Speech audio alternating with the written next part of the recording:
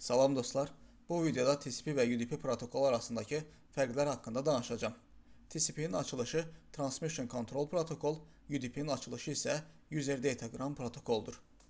TCP və UDP arasındakı əsas fərqlər onların bağlantı yönümlü və bağlantısız olması, etibarlılıq və axına nəzarət xüsusiyyətləridir. Bağlantı növü. TCP bağlantı yönümlü protokoldur. Yəni məlumat göndərilmədən əvvəl göndərən və qəbul edən arasında əlaqə qurulur. Bu proses Three-way handshake vasitəsilə həyata keçirilir və hər iki tərəfin əlaqəyə hazır olduğu təmin edilir. UDP isə bağlantısızdır, yəni ki, əlaqə qurulmadan paketləri göndərir. Etibarlılıq. TCP etibarlı məlumat ötürülməsini təmin edir.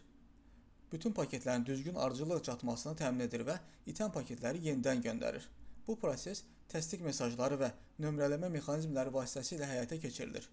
UDP isə çatdırılmaya, ardıcıllığa və ya səhvlərin bərpasına zəmanət vermir. Bu səbəbdən daha az etibarlıdır. Lakin əlavə yük az olduğu üçün daha sürətlidir. Axına və sıxlığa nəzarət.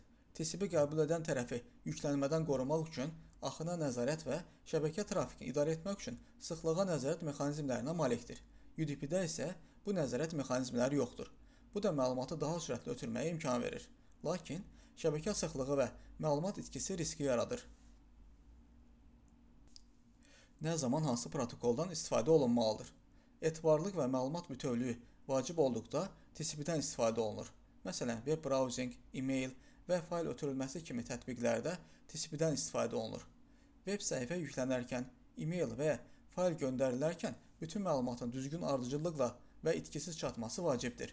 Buna görə də bu kimi hallarda TCP-dən istifadə olunur.